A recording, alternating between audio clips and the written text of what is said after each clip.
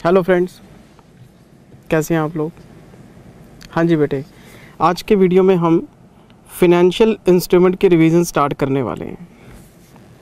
और आप सारे बच्चों को पता ही है कि फिनेंशियल इंस्ट्रूमेंट जो है एग्जामिनेशन पॉइंट ऑफ व्यू से बहुत ज़्यादा इंपॉर्टेंट है, क्योंकि 10 से 15 नंबर की जो वेटेज है वो इसको डेडिकेट की गई है ICAI की तरफ से। तो हमने इसमें टोटल 15-16 क्लासेस रिकॉर्ड की हुई हैं। तो मैं आपको आज के वीडियो में 4 लेक्चर्स का रिवीजन लगा के दूंगा। लेक्चर नंबर 1, 2, 3, 4, इन चारों लेक्चर्स को हम आज रिवाइज करेंगे। तो टाइम ख़राब ना करते हुए मैं रिवीजन स्टार्ट कर ही लेता हूँ आपकी। ये बेटे अपना फिनेंशियल इंस्ट्रूमेंट पे सबसे पहले वीडियो नंबर 1 है। मैंने आपको वीडियो नंबर 1 में स्टार्टिंग में एक बात बताई थी कि 3 इंडेस इसके ऊपर लगते हैं, एक 32, एक 109, एक 107। 32 किस चीज़ का है? प्रेजेंटेशन का, क्लासिफिकेशन का। फिनेंशियल इंस्ट्रूमेंट क्या है, फिनेंशियल एसेट किसको बोलते हैं, फिनेंशियल लायबिलिटी किसको बोलते हैं, इक्विटी इंस्ट्रूमेंट किसको बोलते हैं। 109 में अकाउंटिंग स्टार्ट हो जाती है और 107 में डिस्क्लोजर्स, बैलेंस शीट में, P&L में, नोट्स में कैसे डिस्क्लोज करने हैं इन सारी चीज़ों को। तो खैर डिस्क्लोज़र तो एग्जामिनेशन पॉइंट व्यू से इतना इंपॉर्टेंट नहीं है आपके, और प्रैक्टिकली भी हम जब फिनेंशियल इंस्ट्रूमेंट्स को डिस्क्लोज़ करते हैं किसी लिस्टेड कंपनी के केस में, तो इंड एस की रेफरेंस लेके करते हैं, क्योंकि डिस्क्लोज़र बहुत ज़्यादा है, याद तो किए नहीं जा सकते। तो आपका जो मेन फोकस है वो एक तो होना चाहिए 32 के रूल्स पे, और एक आपका होना चाहिए अकाउंटिंग एंड मेजरमेंट पे। और ये बात कोई बताने वाली नहीं है कि अगर इंड एस 32 है तो इंटरनेशनली अकाउंटिंग स्टैंडर्ड 32 होगा, और अगर हमारे पास 109 है, 100 की सीरीज़ है तो IFRS 9 होगा, 107 है तो IFRS। ये सारी बातें हमने क्लास में डिस्कस की हुई हैं सर, ठीक है जी। फिर हमने क्लास में शुरू किया था सबसे पहले unit 1, introduction to financial instrument. Financial instrument का मतलब क्या है? मैंने क्लास में बहुत सिंपल तरीके से आपको बोला था कि फिनेंशियल इंस्ट्रूमेंट एक कॉन्ट्रैक्ट है। फिनेंशियल इंस्ट्रूमेंट एक कॉन्ट्रैक्ट है सर, और ये एक ऐसा कॉन्ट्रैक्ट है जो एक बंदे के लिए तो फिनेंशियल एसेट है और दूसरे बंदे के लिए फिनेंशियल लायबिलिटी या इक्विटी इंस्ट्रूमेंट है। एक के लिए वो फिनेंशियल एसेट है, दूसरे के लिए फिनेंशियल लायबिलिटी है। एक के लिए फिनेंशियल एसेट है और दूसरे के लिए वो इक्विटी इंस्ट्रूमेंट है। मतलब फिनेंशियल एसेट, जो पैसा रिसीव करने वाला बंदा है उसके लिए एक ही कॉन्सेप्ट है फिनेंशियल एसेट, और जिसने पैसे लौटाने हैं उसके लिए 2 कॉन्सेप्ट हैं, एक है फिनेंशियल लायबिलिटी और इक्विटी। तो फिनेंशियल इंस्ट्रूमेंट है क्या? एक कॉन्ट्रैक्ट है सर, एक बंदे के लिए फिनेंशियल एसेट है और दूसरे के लिए वो फिनेंशियल लायबिलिटी या इक्विटी इंस्ट्रूमेंट हो सकता है। तो हम फिनेंशियल इंस्ट्रूमेंट को समझने गए तो हमें 3 डेफिनेशन नहीं मिल गई कि जी फिनेंशियल एसेट, फिनेंशियल लायबिलिटी और इक्विटी इंस्ट्रूमेंट। फिर हमने इन तीनों पे डिटेल में चर्चा करी थी। ये देखो आप, मीनिंग ऑफ फिनेंशियल इंस्ट्रूमेंट सबसे पहले मैंने आपको लिखवाया था। As per the provisions of Ind AS 32, financial instrument is a contract between 2 parties where एक ऐसा कॉन्ट्रैक्ट है 2 लोगों में। It can be a financial asset for 1 party, financial liability और equity instrument for the other party. तो हम एक definition को समझने गए तो हमें 3 डेफिनेशन और मिल गई। तो फिर हमने स्टार्ट किया था सबसे पहले meaning of financial asset. Financial asset किसको बोलते हैं? बहुत सिंपल डेफिनेशन थी। मैंने आपको पहला पॉइंट बताया था, contractual right to receive cash. अगर मेरे पास कोई कॉन्ट्रैक्चुअल राइट है टू रिसीव कैश, मैं इनफ्लो की बात कर रहा हूँ। मैं सबसे पहले फिनेंशियल एसेट की डेफिनेशन की बात कर रहा हूँ। फिनेंशियल एसेट्स का मतलब आपको इनफ्लो होना चाहिए। अगर आप किसी भी एसेट को फिनेंशियल एसेट बोलना चाहते हैं तो आपके पास एक कॉन्ट्रैक्चुअल राइट होना चाहिए। किस चीज़ का? To receive cash. एग्जाम्पल बहुत सारे हैं। फॉर एग्जाम्पल ट्रेड रिसीवेबल, आपने डेटर से पैसा लेना है तो आपके पास contractual right to receive cash है। आपके पास बिल्स रिसीवेबल हैं, contractual right to receive cash है। आपके पास रिडीमेबल डिबेंचर्स में इन्वेस्टमेंट्स हैं, तो कंपनी को डिबेंचर रिडीम करने पड़ेंगे तो आपके पास contractual right to receive cash है। आपके पास रिडीमेबल प्रेफरेंस शेयर के इन्वेस्टमेंट्स हैं, तो कंपनी प्रेफरेंस शेयर को रिडीम करने के लिए बाउंड है, आपको पैसा मिल जाएगा। उनके लिए वो फिनेंशियल लायबिलिटी बन जाएगी, आपके लिए फिनेंशियल एसेट बन जाएगी। सर कॉन्ट्रैक्ट है ना, तो अगर आप इस एंड से सोचेंगे तो इनफ्लो दिखेगा, उस एंड से सोचेंगे तो आउटफ्लो दिखेगा। तो आप किस पार्टी की बुक्स में बैठे हैं वो मैटर करता है आपके लिए। एक पार्टी पैसा रिसीव करने वाली है, एक पार्टी पैसा पे करने वाली है।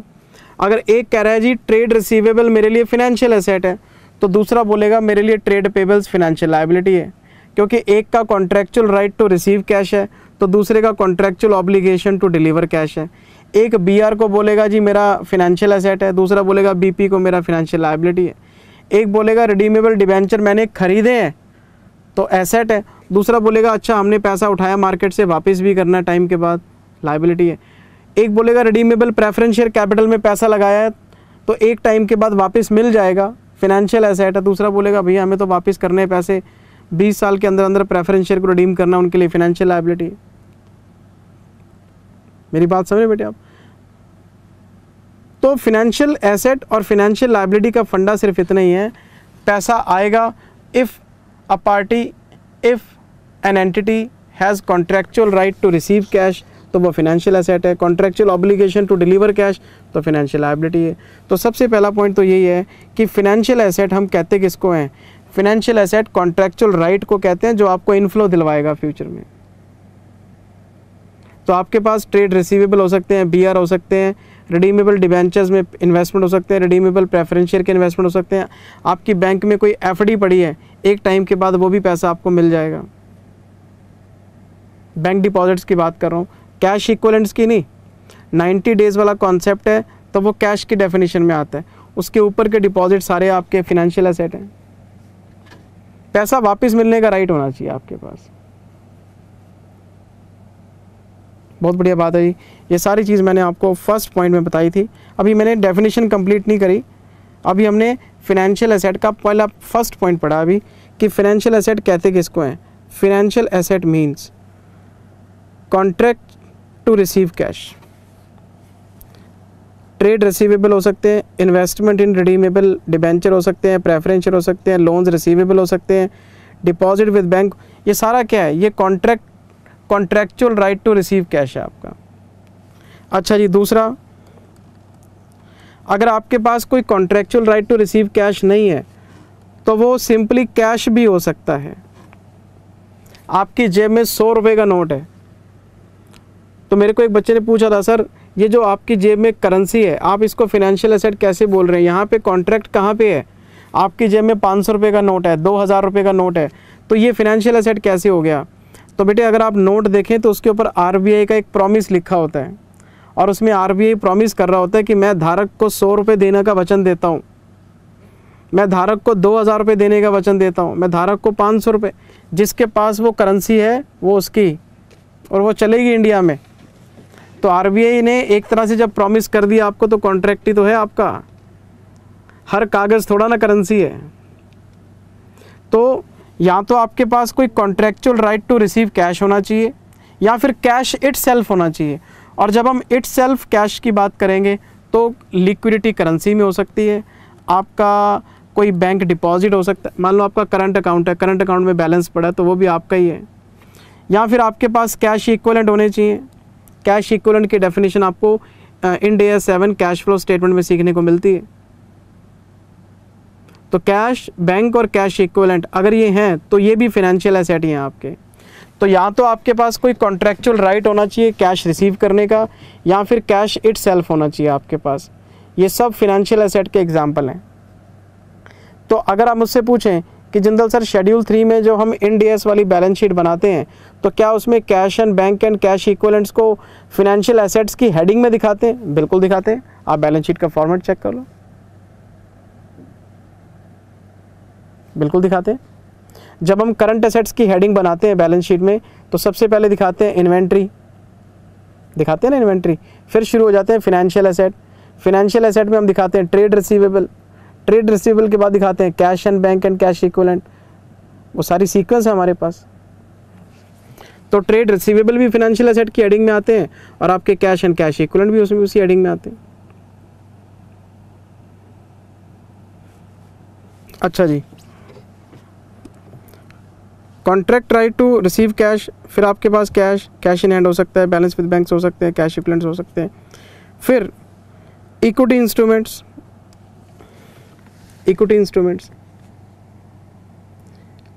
या तो आपके पास कोई कॉन्ट्रैक्ट होगा कैश को रिसीव करने का, या फिर कैश होगा, या फिर आपके पास कोई इक्विटी शेयर्स में इन्वेस्टमेंट है। अगर आपने किसी कंपनी के इक्विटी शेयर खरीद के रखे हुए हैं तो वो भी फिनेंशियल एसेट है। नहीं समझे? Investment in debentures financial asset है, investment in preference shares financial asset है, इन्वेस्टमेंट इन इक्विटी शेयर भी आपके फिनेंशियल एसेट है। यानी मोस्ट ऑफ द केसेस में जितने भी इन्वेस्टमेंट्स आप करते हैं वो सारे के सारे आपके फिनेंशियल एसेट्स की हेडिंग में आते हैं। हाँ, फिनेंशियल एसेट लॉन्ग टर्म भी हो सकते हैं, शॉर्ट टर्म भी हो सकते हैं आपके। तो आपको पता है बैलेंस शीट के फॉर्मेट में हम एक हेडिंग बनाते हैं नॉन करंट एसेट्स, तो फिनेंशियल एसेट्स की हेडिंग नॉन करंट की हेडिंग में भी बनती है और करंट की हेडिंग में। वो तो टाइम फैक्टर जो हम शेड्यूल 3 में सीखते हैं उसके हिसाब से बांट लेते हैं, लेकिन सारे इन्वेस्टमेंट्स आपके एक तरह से फिनेंशियल इंस्ट्रूमेंट्स फिनेंशियल एसेट्स ही होते हैं सर। हाँ, वो रिटायरमेंट बेनिफिट वाले एसेट्स को हम इसमें कैटेगरी में नहीं लेके आते, कुछ इन्वेस्टमेंट्स हैं जो इसमें, लेकिन मोस्ट ऑफ द केस जितने भी इन्वेस्टमेंट्स होते हैं आपके सारे फिनेंशियल एसेट्स होते हैं। फिर एक बच्चे ने डाउट पूछा था कि जिंदल सर, चलो डिबेंचर और प्रेफरेंस शेयर तो बात समझ में आती है कि आपने पैसा लगाया और वो रिडीमेबल नेचर के हैं, रिडम्पशन के बाद आपको पैसा वापस मिल जाएगा, तो आप उसको फिनेंशियल एसेट बोल रहे हैं। इक्विटी इन्वेस्टमेंट आपका फिनेंशियल एसेट कैसे हो गया? तो इसमें भी मैंने आपको बात समझाई थी कि इक्विटी शेयर आपके वैसे तो परपेचुअल होते हैं, आप कंपनी से पैसा वापस नहीं मांग सकते, लेकिन इसमें भी एक प्रॉमिस इम्प्लाइड होता है। क्या? अगर वो कंपनी लिक्विडेशन में गई और लिक्विडेशन के टाइम पे सारे एसेट्स बेच दिए, सारे एसेट्स को बेचने के बाद सारी लायबिलिटीज़ पे ऑफ कर दी, प्रेफरेंस शेयर कैपिटल पे ऑफ कर दी, और अगर कुछ बच गया तो वो जो लास्ट में जो रेजिडुअल इंटरेस्ट बचता है, कंपनी का प्रॉमिस होता है कि वो हम इक्विटी शेयर होल्डर को ही वापस करेंगे। तो इन्वेस्टमेंट इन इक्विटी इंस्ट्रूमेंट जो है वो हमने कॉन्सेप्ट लिंक किया लिक्विडेशन के साथ। कंपनी वैसे तो पैसे वापस करती नहीं है, लेकिन लिक्विडेशन के टाइम पे कंपनी बाउंड है अपने इक्विटी शेयर होल्डर्स को रेजिडुअल इंटरेस्ट पे करने के लिए, तो पैसा इसमें भी वापस आता आपका। लेकिन हाँ, लिक्विडेशन होगा तो आएगा। और अगर आपके पास किसी लिस्टेड कंपनी के शेयर्स हैं, आप उसको स्टॉक मार्केट में बेच के पैसा ले सकते हैं। कॉन्ट्रैक्ट तो नहीं है, क्योंकि जब तक आप चीज़ों को बेचेंगे नहीं सेकंड पार्टी बाउंड होगी नहीं। तो इक्विटी शेयर्स को मैंने स्टॉक मार्केट से लिंक नहीं करा, लिक्विडेशन के कॉन्सेप्ट से लिंक किया है। आप कंपनी से ही पैसे वापस ले सकते हो लिक्विडेशन के टाइम पे, अगर कंपनी के पास कुछ सरप्लस बचता है तो। अगर कोई कॉन्ट्रैक्ट है आपके पास जो आपको कैश दिलवाएगा तो फिनेंशियल एसेट है। अगर आपके पास कैश ही है तो वो भी फिनेंशियल एसेट है। आपने किसी कंपनी के इक्विटी शेयर लेके रखे हुए हैं, वो भी फिनेंशियल एसेट है। ये देखो आप, equity holders have contract to receive cash in residual interest of a company on pro rata basis at the time of liquidation of the company। अच्छा जी, फिनेंशियल एसेट में 3 चीज़ें हो गई। फिर मैंने आपको 2 बातें और बताई थी। Contract to receive other financial asset, हमने डेटर्स को बोला यार हमें BR दे दो, तो डेटर्स ने आपको BR दे दिए, तो एक फिनेंशियल एसेट के बदले में दूसरी फिनेंशियल एसेट आ गई। क्यों? डेटर्स में भी राइट टू रिसीव होता है और BR में भी राइट टू रिसीव होता है। तो अगर आप डेटर से BR लेने की बात करते हो, या मान लो आपने कन्वर्टिबल डिबेंचर्स में पैसा लगाया और वो डिबेंचर्स इक्विटी शेयर में कन्वर्टिबल है, तो कोई बात नहीं, डिबेंचर्स में इन्वेस्टमेंट करना भी फिनेंशियल एसेट है। अगर उसके बदले में आपको इक्विटी शेयर मिल जाएंगे तो वो भी आपके फिनेंशियल एसेट है। तो एक फिनेंशियल एसेट अगर दूसरी फिनेंशियल एसेट में कन्वर्ट हो जाएगी, ऐसा कोई कॉन्ट्रैक्ट है, वो भी फिनेंशियल एसेट ही मानी जाएगी। जो डेटर्स हैं वो BR में कन्वर्ट हो सकते हैं, आपके इन्वेस्टमेंट हैं वो इक्विटी शेयर में कन्वर्ट हो सकते हैं, तो भी। अच्छा, अगर आपका कॉन्ट्रैक्ट कैश रिसीव करने का हो या फिर आपका कॉन्ट्रैक्ट कोई दूसरी फिनेंशियल एसेट रिसीव करने का हो, दोनों फिनेंशियल एसेट ही माने जाते हैं।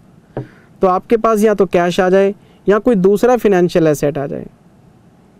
आपके पास कैश पड़ा है, आपके पास इक्विटी शेयर के इन्वेस्टमेंट्स पड़े हैं, ये सब फिनेंशियल एसेट के एग्जांपल्स पढ़े थे हमने।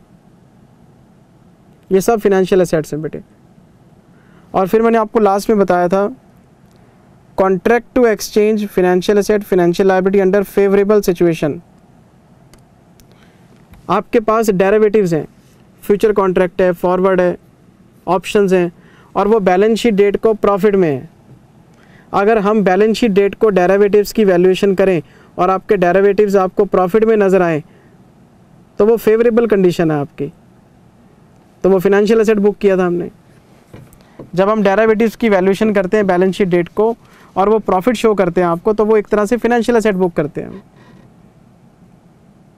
तो आपके पास कोई भी ऐसा कॉन्ट्रैक्ट है जो आपको फेवरेबल कंडीशंस आपको दिखा रहा है, option, future, forwards which are in profit at balance sheet date, तो फिनेंशियल एसेट में बेटे क्या क्या कवर हो गया? फिनेंशियल एसेट में आपके वो सारे कॉन्ट्रैक्ट इंक्लूड हैं जो आपको कैश दिलवाएंगे, सारे कैश इंक्लूड हैं, investment in equity share include हैं। अगर कोई ऐसा कॉन्ट्रैक्ट है जो आपको फिनेंशियल एसेट के बदले में फिनेंशियल एसेट ही दिलवा देगा तो भी फिनेंशियल एसेट है। और जितने भी आपके पास ये डेरिवेटिव्स पड़े हैं और प्रॉफिटेबल सिचुएशन में है वो सारे आपके फिनेंशियल एसेट हैं। क्यों? डेरिवेटिव्स में आपको फ्यूचर में पैसा मिलना है सेटलमेंट के टाइम पे, और अगर आप प्रॉफिट शो कर रहे हैं तो contract to right to receive cash है आपके पास। तो ये सारे एग्जाम्पल हमने फिनेंशियल एसेट की डेफिनेशन में पढ़े थे। फिर मैंने आपको फिनेंशियल लायबिलिटी की डेफिनेशन बताई थी। फिनेंशियल लायबिलिटी क्या है? सबसे पहला point, contractual obligation to deliver cash. अगर आपको पैसा देना पड़ेगा किसी कॉन्ट्रैक्ट में तो वो फिनेंशियल लायबिलिटी है। पैसा आएगा तो फिनेंशियल एसेट है, जाएगा तो फिनेंशियल लायबिलिटी है। अब जाएगा कैसे? सारे एग्जाम्पल वही हैं। ट्रेड पेबल्स, आपको पैसा देना पड़ेगा। बिल्स पेबल, आपको पैसा देना पड़ेगा। Redeemable debentures, redeemable preference share capital, आपने कोई लोन ले रखे हैं वो वापस करने हैं आपने, तो ये सारे एग्जाम्पल, बैंक ओवरड्राफ्ट पड़े हैं, सब आपके फिनेंशियल लायबिलिटीज़ हैं सर। क्योंकि जहाँ जहाँ आपको पैसा वापस करना है वहाँ वहाँ फिनेंशियल लायबिलिटी है sir. Contractual obligation to deliver cash, जिस कॉन्ट्रैक्ट में आपको लगता है कि फ्यूचर में आपको कैश देना पड़ेगा वो आपका क्या है? फिनेंशियल लायबिलिटी है। फिर मैंने आपको दूसरी बात एक और बताई थी, मैं आपको पहले एक बार रिवाइज करा दूं। Obligation to deliver cash, trade payable, borrowings, redeemable debenture, preference share capital, deposit accepted लेकिन रिफंडेबल होने चाहिए, ओवरड्राफ्ट, ये सब आपके फिनेंशियल लायबिलिटी हैं।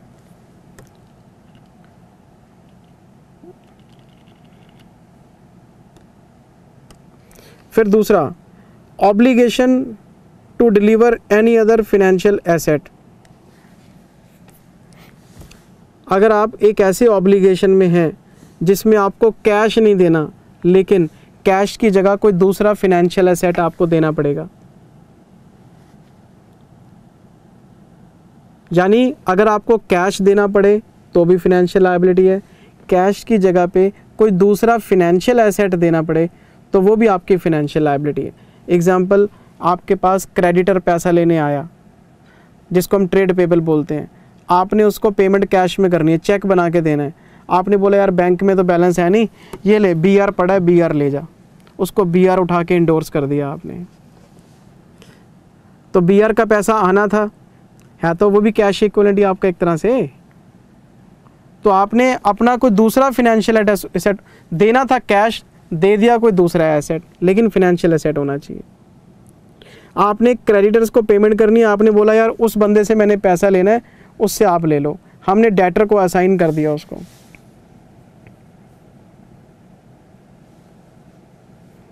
मेरी बात समझ रहे हैं आप?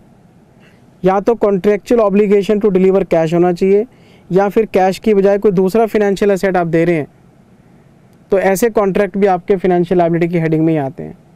तो या तो पेमेंट कैश में होने वाले हो या पेमेंट किसी दूसरे फिनेंशियल एसेट में होने वाला हो, दोनों इसमें कवर्ड हैं आपके। और तीसरा था अनफेवरेबल सिचुएशन। तीसरा था अनफेवरेबल सिचुएशन।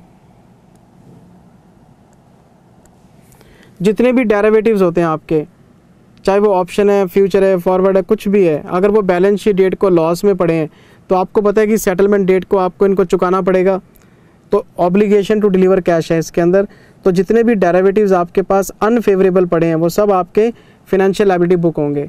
जितने भी डेरिवेटिव्स प्रॉफिट में पड़े हैं वो पैसा लेके आएंगे, वो फिनेंशियल एसेट की डेफिनेशन में पड़े हैं। और मैंने अनफेवरेबल में एक बात और बताई थी कि मान लो आपके पास कोई बोरोइंग्स हैं और आप उन बोरोइंग्स को रीस्ट्रक्चर करते हो, मतलब मान लो आपने कोई लोन लिया और उसका 5 साल का ब्याज देना था, 5 साल के बाद प्रिंसिपल देना था, आपने पहला इंटरेस्ट पे किया, दूसरे में डिफ़ॉल्ट कर दिया, दूसरे में डिफ़ॉल्ट किया, आपके पास फाइनेंसर आया, आपने उसको बोला जी ऐसा करो लोन हमारा रीस्ट्रक्चर कर दो, हमारी इंटेंशन गलत नहीं है, हमारे पास फंड्स नहीं है, आप लोन के टर्म्स को रीस्ट्रक्चर कर दो, तो उन्होंने लोन बढ़ा दिया। तो जो नया लोन रीस्ट्रक्चर होकर आया उसकी अमाउंट ज़्यादा है, अनफेवरेबल सिचुएशन में हम। तो इसका एक प्रैक्टिकल क्वेश्चन भी कराया था आपको मैंने, लोन रीस्ट्रक्चरिंग का अनफेवरेबल कंडीशन में। तो इसको भी फिनेंशियल लायबिलिटी बोला जाएगा कि एक लोन हट गया और दूसरा आ गया, लेकिन वो बढ़ के आया है क्योंकि हमने पिछले वाले में डिफ़ॉल्ट किया था।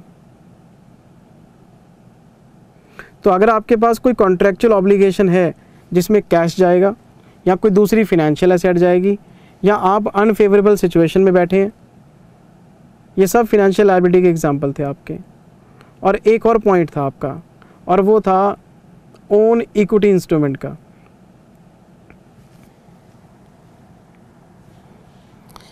अगर आपको सेटलमेंट करनी पड़े और एंटिटी अपने ही शेयर इशू करेगी, लेकिन नंबर ऑफ़ शेयर जो है वो वेरिएबल है, नंबर ऑफ़ शेयर्स वेरिएबल है। एग्जाम्पल, मान लो आपके पास कन्वर्टिबल डिबेंचर्स हैं और कन्वर्टिबल डिबेंचर होल्डर को हमने बोल रखा है कि आपको 5 साल बाद इक्विटी शेयर में कन्वर्ट कर देंगे। तो डिबेंचर होल्डर ने हमसे पूछा जी आप हमें कितने शेयर दे दोगे। हमने बोला 5 साल बाद जो उस टाइम की फेयर वैल्यू रहेगी इक्विटी शेयर की उसके अकॉर्डिंग देंगे आपको। तो वो कहते हैं इसका मतलब ये हुआ कि आप हमारा प्रिंसिपल लोगे और उसको करंट मार्केट प्राइस से डिवाइड करके नंबर ऑफ़ शेयर निकालोगे। तो आपको पता है 5 साल बाद शेयर की जो वैल्यू है वो फ्लक्चुएट करती रहेगी, ज़्यादा भी हो सकती है कम भी हो सकती है, नंबर ऑफ़ शेयर फिक्स नहीं किया आपने। हमने बोल दिया आपको कन्वर्जन करके दे देंगे लेकिन उस टाइम के प्राइस के हिसाब से देंगे। तो नंबर ऑफ़ शेयर हमें पता ही नहीं, वो तो 5 साल बाद पता लगेगा उस टाइम की मार्केट वैल्यू के हिसाब से। तो नंबर ऑफ़ शेयर बढ़ भी सकते हैं घट भी सकते हैं। लेकिन अगर आपने डिबेंचर होल्डर को बोल दिया कि एक डिबेंचर के 10 शेयर देंगे आपको, तो फिर फ्लक्चुएशन का कोई लेना देना नहीं, आपने रेशियो फिक्स कर दी है। तो हम यहाँ पे फिक्स वाले नहीं लेते। अगर आपके किसी भी कॉन्ट्रैक्ट में आपने अपने ही इक्विटी शेयर इशू करने का प्रॉमिस किया है लेकिन नंबर फिक्स नहीं किए, वो नंबर वेरिएबल हैं, बढ़ भी सकते हैं कम भी हो सकते हैं, तो वो फिनेंशियल लायबिलिटी का केस बनता है आपका। चाहे वो कन्वर्टिबल प्रेफरेंस शेयर होल्डर को हमने प्रॉमिस किया हो, कन्वर्टिबल डिबेंचर होल्डर को प्रॉमिस किया हो, हमने चाहे किसी ऑप्शन में प्रॉमिस किया हो, अगर आप अपने इक्विटी शेयर इशू करने का प्रॉमिस करके आए हैं लेकिन नंबर फिक्स नहीं है, नंबर वेरिएबल हैं, बढ़ भी सकते हैं कम भी हो सकते हैं, तो उस केस के अंदर वो फिनेंशियल लायबिलिटी ही माना जाएगा।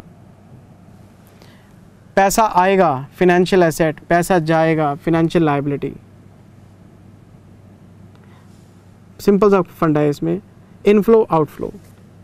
तो फिनेंशियल एसेट में मैंने क्या बोला आपको, contractual right to receive cash होना चाहिए, कैश होना चाहिए, इक्विटी इन्वेस्टमेंट होना चाहिए आपके पास, फेवरेबल कंडीशन के सारे डेरिवेटिव्स होने चाहिए, या एक फिनेंशियल एसेट के बदले में दूसरा आ जाएगा। फिनेंशियल लायबिलिटी में क्या बोल रहा हूँ मैं, कैश देंगे, कैश नहीं देंगे तो कोई दूसरा फिनेंशियल एसेट देंगे, हमारे सारे डेरिवेटिव अनफेवरेबल पड़े हैं और हम अपने कंपनी के इक्विटी शेयर देंगे तुम्हें लेकिन वेरिएबल उस टाइम के प्राइस के हिसाब से। लेकिन अगर ये contract fixed number of share के लिए हो जाए, एक डिबेंचर होल्डर को 10 शेयर देने का प्रॉमिस दोगे, फिर कंडीशन चेंज हो जाएगी, फिर हम उसको फाइनेंशियल लायबिलिटी नहीं बोलेंगे, इक्विटी इंस्ट्रूमेंट बोलेंगे। भाई सीधी सी बात है, ये बैलेंस शीट है, यहाँ तो फिनेंशियल एसेट है। फिनेंशियल एसेट कई चीज़ों में हो सकती है ना, ट्रेड रिसीवेबल हो सकते हैं, कैश हो सकता है, इक्विटी शेयर्स हो सकते हैं, इतनी सारी लिस्ट बनाई हमने। यहाँ पे या तो इक्विटी होगी या फिनेंशियल लायबिलिटी होगी। अगर वेरिएबल नंबर ऑफ शेयर हैं तो यहाँ बुक करेंगे, और अगर फिक्स्ड नंबर ऑफ शेयर हैं तो वो एक तरह से इक्विटी इंस्ट्रूमेंट आपका, हम उसको इक्विटी में ले जाएंगे।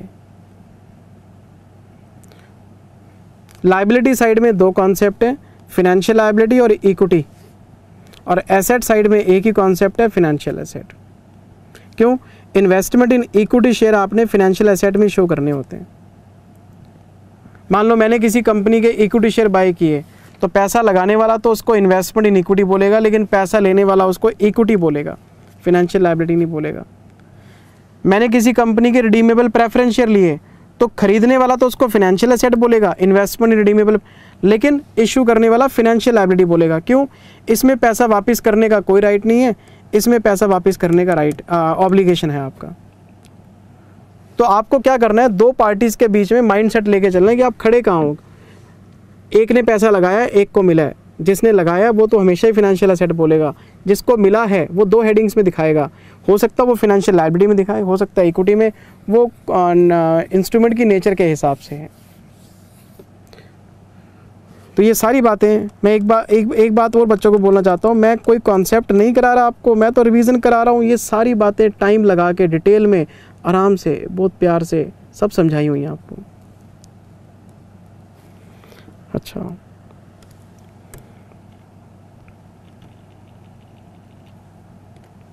फिर मैंने आपको बताया था मीनिंग ऑफ इक्विटी इंस्ट्रूमेंट क्या है।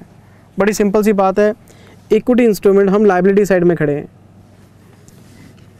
अगर आप फिनेंशियल लायबिलिटी को आइडेंटिफाई नहीं कर पा रहे तो वो इक्विटी इंस्ट्रूमेंट है। Example, contractual obligation to deliver cash नहीं है। अगर कैश डिलीवर करने का ऑब्लिगेशन है तो फिनेंशियल लायबिलिटी नहीं है तो इक्विटी है। सारे कंडीशन में नो नो नो कर दो। अच्छा, क्या contractual obligation to deliver cash है? क्या आप अनफेवरेबल सिचुएशन में बैठे हैं? नो। क्या आप कोई दूसरा फिनेंशियल एसेट देंगे? नो। क्या आप वेरिएबल नंबर ऑफ शेयर देंगे? नहीं, हम तो फिक्स्ड नंबर ऑफ शेयर देंगे। वेरिएबल की जगह फिक्स्ड कर दो, फिक्स्ड। तो सीधी सीधी बात यह है, अगर आपने किसी भी इंस्ट्रूमेंट होल्डर को अपने fixed number of share issue देने का प्रॉमिस किया है तो वो इक्विटी इंस्ट्रूमेंट आपका, और वो इक्विटी में क्लासीफाई होगा। कन्वर्टिबल डिबेंचर होल्डर को आपने बोला है एक डिबेंचर के 10 शेयर देंगे, तो वो आपकी फिनेंशियल लायबिलिटी नहीं है, वो इक्विटी इंस्ट्रूमेंट ही है। वो आपको पता है कितने शेयर देने हैं, उस टाइम का मार्केट प्राइस कोई इफेक्ट नहीं करेगा नंबर ऑफ शेयर को। लेकिन अगर वेरिएबल नंबर ऑफ शेयर का फंड आएगा तो फिनेंशियल लायबिलिटी मानेंगे हम।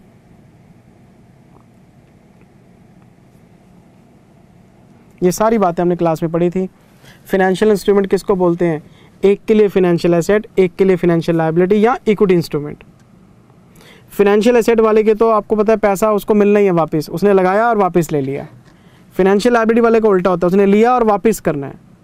जहाँ पे आने की बात करेंगे वो फिनेंशियल एसेट, जाने की बात करेंगे फिनेंशियल लायबिलिटी। लेकिन जब कोई ऑब्लिगेशन नहीं होगा, कोई अनफेवरेबल केस नहीं होगा और फिक्स्ड नंबर ऑफ शेयर होंगे तो ये परमानेंट कैपिटल है आपकी, ये परमानेंट कैपिटल है आपकी।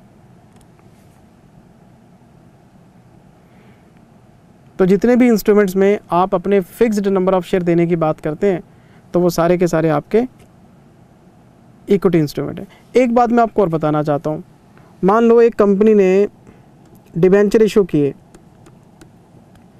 डिबेंचर आपके रिडीमेबल हैं, डिबेंचर आपके रिडीमेबल हैं, और हमने इनको बोला भैया जब तुम रिडीम करने के टाइम पे हमारे पास आओगे हम तुम्हें बिल्डिंग देंगे अपनी, एक बिल्डिंग का प्रॉमिस कर दिया।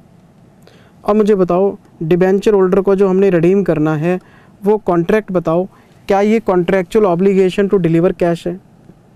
नहीं, ये contractual obligation to deliver building है। तो बिल्डिंग जो है ना तो वो कैश है ना वो दूसरी फिनेंशियल एसेट है, तो इस कॉन्ट्रैक्ट को हम नॉन फिनेंशियल लायबिलिटी बोलेंगे। इन डिबेंचर्स को हम फिनेंशियल लायबिलिटी की हेडिंग में नहीं दिखाएंगे, ये नॉन फिनेंशियल लायबिलिटी है। क्यों? There is no contractual obligation to deliver cash और फिनेंशियल एसेट। कुछ भी हमारा ऑब्लिगेशन, हमारी जेब से कुछ निकलना ही नहीं, हमने बिल्डिंग दे देनी। अगर किसी भी कॉन्ट्रैक्ट में आपको पेमेंट नॉन फिनेंशियल एसेट्स में करनी है तो नॉन फिनेंशियल एसेट्स उस कॉन्ट्रैक्ट को नॉन फिनेंशियल ऑब्लिगेशन बना देते हैं।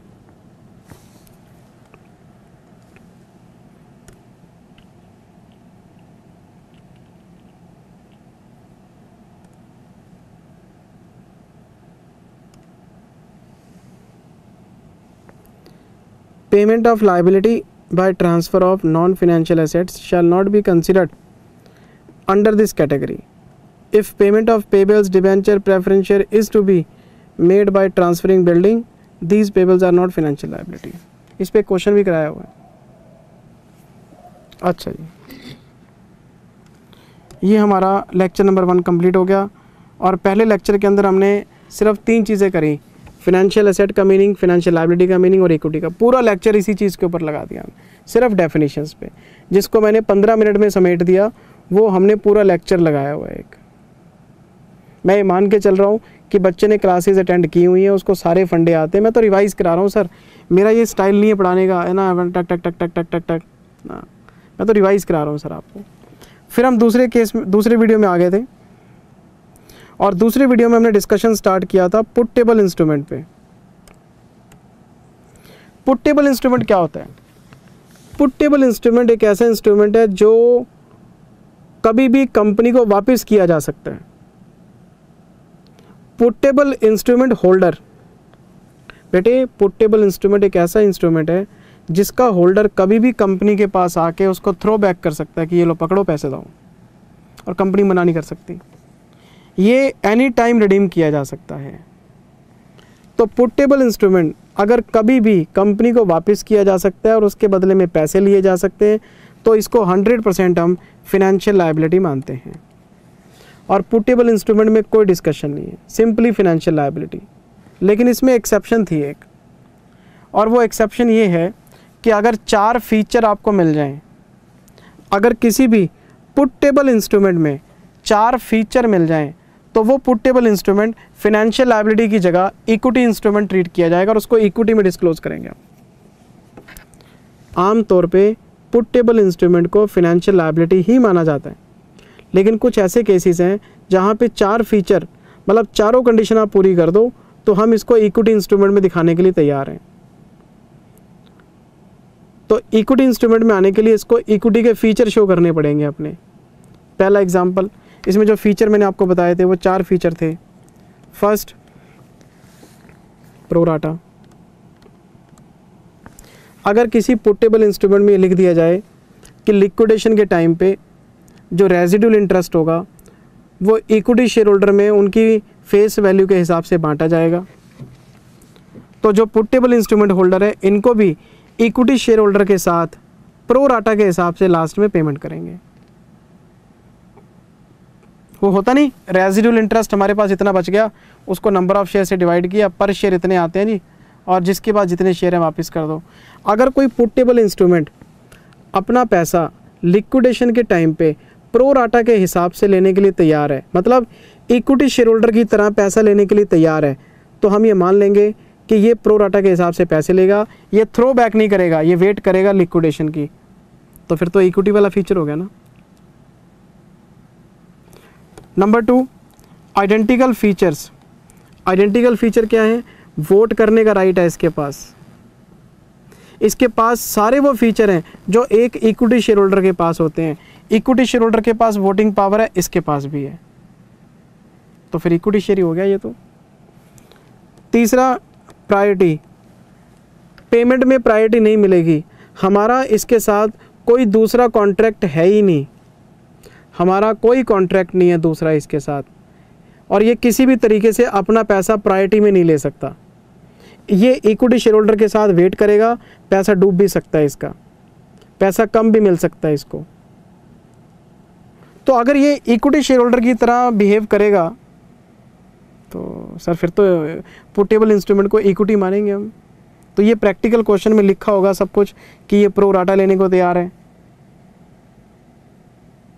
मतलब सबऑर्डिनेटेड क्लास में आ रहा है, ये बिल्कुल लास्ट में पेमेंट लेगा। अच्छा, इसके पास वोटिंग पावर भी है, ये पेमेंट में प्रायोरिटी नहीं मांग रहा आपसे, तो ये सारे फीचर किसके पास हैं? इक्विटी शेयर होल्डर, तो हम इसको इक्विटी मान लेंगे। दिखाता हूँ आपको, देखो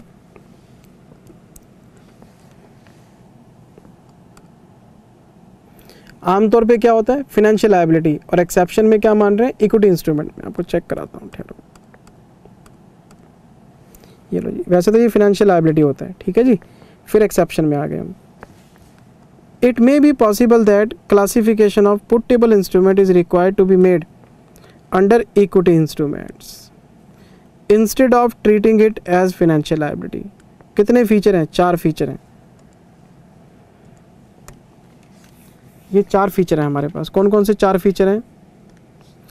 ये जी लास्ट में पेमेंट लेगा, इक्विटी शेयर होल्डर की तरह, ठीक है सर। इसको कोई प्रायोरिटी नहीं चाहिए, इसको पेमेंट में कोई प्रायोरिटी नहीं चाहिए।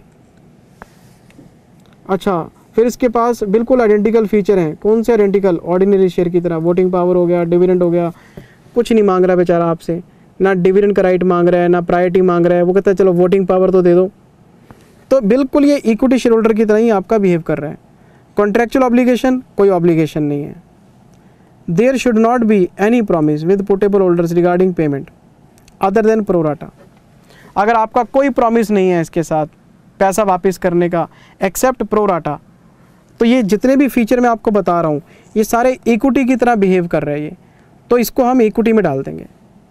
और अगर क्वेश्चन में इन चारों बातों के ऊपर कुछ नहीं लिखा हुआ तो 100% वो फिनेंशियल लायबिलिटी में जाएगा, क्योंकि पुटेबल इंस्ट्रूमेंट का फीचर है, उसको कभी भी थ्रो बैक किया जा सकता है और कभी भी पैसे वापस लिए जा सकते हैं आपके। फिर मैंने आपको एक्सेप्शन टू एक्सेप्शन बताया था, ये बड़ा इंपॉर्टेंट पॉइंट था। आपने पुटेबल इंस्ट्रूमेंट को समझने की कोशिश की, आपको 4 फीचर मिल गए। जब आपको 4 फीचर मिल गए, कितने फीचर मिल गए? 4। तो चारों फीचर मिलते ही आपने उसको क्या मान लिया? आपने उसको इक्विटी मान लिया। चलो जी हम खुश हो गए, 4 फीचर मिल गए, ये इक्विटी है। लेकिन नहीं, एक्सेप्शन टू एक्सेप्शन का मतलब है अगर नहले पे दैला डला, मतलब एक और कंडीशन अगर पूरी हो गई फिर रिवर्स केस हो जाएगा और हम फिनेंशियल लायबिलिटी में वापस चले जाएंगे। वो क्या है?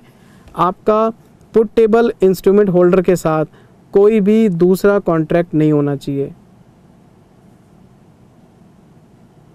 वो आपका की मैनेजमेंट पर्सनल है और उसका प्रॉफिट में हिस्सा है, या वो एक कॉन्ट्रैक्टर है और आप उसको कॉन्ट्रैक्ट का वर्क दे रहे हो। मतलब वो पुटेबल इंस्ट्रूमेंट होल्डर भी है और वो किसी दूसरी कैपेसिटी में कंपनी से कोई बेनिफिट भी ले रहा है। अगर वो KMP है तो सैलरी ले रहा होगा, प्रॉफिट में हिस्सेदारी ले रहा होगा। अगर वो कॉन्ट्रैक्टर है तो कॉन्ट्रैक्ट प्राइस चार्ज कर रहा होगा, कुछ ना कुछ काम कर रहा है हमारे लिए। अगर आपने इसके साथ कोई दूसरा कॉन्ट्रैक्ट साइन कर लिया, चारों फीचर होते हुए भी हम इग्नोर कर देंगे और फिनेंशियल लायबिलिटी में ले जाएंगे। उसको कोई भी दूसरा बेनिफिट हमारे पास नहीं होना चाहिए। देखो, if company has any other contract with puttable instrument holder regarding professional services, supply of material at higher price than market rates, then we will classify instrument financial liability. अगर वो हमसे बेनिफिट ले रहा है किसी भी तरीके से, तो फिर आप उसे प्रॉफिट का एक हिस्सा तो पास ऑन कर ही रहे हो ना। आप उसे प्रॉफिट का एक हिस्सा पास ऑन कर रहे हो तो आप उसको एक्स्ट्रा, फिर प्रोराटा किस चीज़ का हुआ? फिर आप बोल रहे हो जी डिविडेंड में, फिर आइडेंटिकल फीचर कहाँ हुए? आप प्रॉफिट का एक स्पेशल पार्ट उसको पास ऑन कर तो रहे हो। तो ये बात आपको ध्यान रखनी पड़ेगी। फिर मैंने आपको पुटेबल इंस्ट्रूमेंट्स के बाद ये हमने काफ़ी सारे क्वेश्चन किए थे क्लास में। ये क्वेश्चन नंबर 15, 16, 26, 27, 29 ये सब क्लास में डिस्कस किए हुए हैं। फिर हम चलते चलते एंटिटीज़ ओन इक्विटी इंस्ट्रूमेंट पे आ गए थे।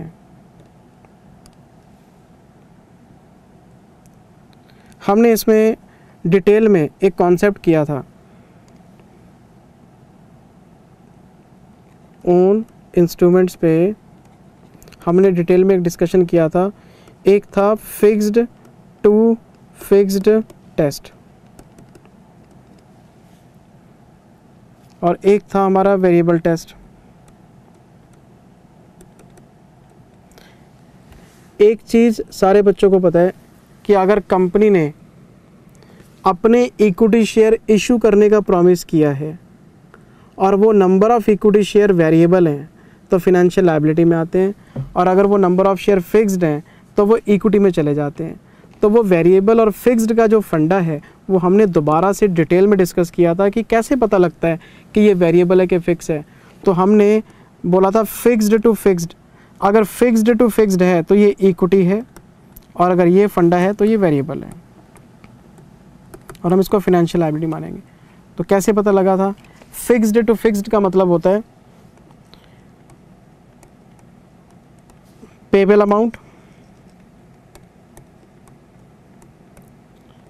अमाउंट डिवाइडेड बाय वैल्यू पर शेयर। हमने कन्वर्टिबल डिबेंचर होल्डर को बोला कि आपके 10 लाख रुपए हम आपको वापस करेंगे 5 साल बाद, और वो भी 10% प्रीमियम पे। तो पता हो गया ना कि 11 लाख देने हैं, 10 लाख प्रिंसिपल देना है, 1 लाख प्रीमियम देना है, तो 11 लाख रुपए आपको वापस करने हैं। तो आपको पेबल वैल्यू पता है और ये फिक्स्ड है। और आपने उसको बोला हम एक शेयर अपना 40 रुपये का मानते हैं। आपने प्राइस आज ही लॉक कर दिया 40 रुपये। मुझे एक बात बताओ, जो पैसे आपने देने हैं वो भी आपने फ़िक्स कर दिए, और जो वैल्यू पर शेयर आप चार्ज करेंगे कन्वर्जन के टाइम पे वो भी आपने आज ही फ़िक्स कर दिए। तो नंबर ऑफ़ शेयर आपके फ़िक्स हो गए हैं, ये कभी फ्लक्चुएट नहीं करेंगे। तो ये फिक्स्ड टू फिक्स्ड टेक्स्ट का मतलब है पेबल वैल्यू और वैल्यू पर शेयर 1 और 2 वेरिएबल है ना इसके अंदर। फिक्स्ड टू फिक्स्ड का मतलब है दोनों वेरिएबल आपके कांस्टेंट हैं, आप इनको चेंज नहीं करेंगे। अगर ये कंडीशन पूरी हो जाती हैं तो हम इसको फिक्स्ड नंबर ऑफ़ शेयर का केस मान के इक्विटी इंस्ट्रूमेंट क्लासीफाई कर देंगे, हम इसको फाइनेंशियल लायबिलिटी नहीं मानेंगे। लेकिन अगर हम वेरिएबल टेस्ट की बात करें तो इसमें मैंने 3 केस बताए थे आपको। क्या थे वो? एक था पेबल अमाउंट और एक थी फेयर वैल्यू शेयर। ये फिक्स्ड है लेकिन ये वेरिएबल है, नंबर ऑफ़ शेयर वेरी करेंगे, क्योंकि वैल्यू पर शेयर अगर आपकी फ़िक्स नहीं है और आप रिडम्पशन के टाइम पे देखेंगे तो नंबर ऑफ़ शेयर कभी भी फ़िक्स नहीं बता सकते आप। अच्छा, अगर आपकी वैल्यू पर शेयर फिक्स्ड है लेकिन ये वेरिएबल है, आपको ये नहीं पता कि अमाउंट कितनी पे करनी है। यार सीधी सी बात है, एक न्यूमरेटर एक डिनोमिनेटर है, इन दोनों में से अगर कोई भी अगर वेरी करेगा तो नंबर ऑफ़ शेयर चेंज हो जाएंगे आपके, और अगर ये दोनों ही चेंज हो जाएंगे तो फिर तो पक्का ही चेंज करेंगे। तो अगर ये 3 केस आपको मिलते हैं तो इन तीनों केसेस के अंदर कोई भी आपने न्यूमरेटर या डिनोमिनेटर आपने दोनों फिक्स नहीं किए, कुछ ना कुछ वेरी होता रहेगा, नंबर ऑफ़ शेयर वेरी होते रहेंगे। इसको हमने फाइनेंशियल लायबिलिटी का केस माना था। तो प्रैक्टिकल क्वेश्चन में मैंने आपको बताया था कि वैल्यू पर शेयर चेंज होती हुई नज़र आए या पेबल अमाउंट चेंज होती हुई नज़र आए, वो फाइनेंशियल लायबिलिटी का केस है, वेरिएबल नंबर ऑफ़ शेयर का केस है। लेकिन जब दोनों प्री डिसाइडेड होते हैं और फिक्स होते हैं, वो हमारा फिक्स्ड नंबर ऑफ़ केस का होता है और हम उसको इक्विटी इंस्ट्रूमेंट बोलते हैं। ये देखो पूरी बात हमने क्लास में डिस्कस करी हुई है। पहला केस था फिक्स्ड टू फिक्स्ड, तो ये था पेबल अमाउंट, ये थी फेयर वैल्यू पर शेयर, ये भी फिक्स्ड है, ये भी फिक्स्ड है, तो हम इसको इक्विटी कॉम्पोनेंट इक्विटी इंस्ट्रूमेंट मान लेंगे। Such contract should be classified as equity instrument because there will be no impact on number of shares due to change in fair value of the consideration of equity share. चलें जी आगे, चलो जी sir. फिर हम आगे थे case 2 में। अगर हमारा फिक्स्ड टू फिक्स्ड फेल हो जाता है, कैसे फेल होगा? 1 2 3 पेबल अमाउंट और फेयर वैल्यू दोनों में से एक वेरिएबल है। देखो ये वेरिएबल है, ये वेरिएबल है, या दोनों ही वेरिएबल है, तो इसे हम फाइनेंशियल लायबिलिटी का केस मानेंगे। ये कंपनी का वेरिएबल नंबर ऑफ शेयर का केस आ जाएगा इसके अंदर।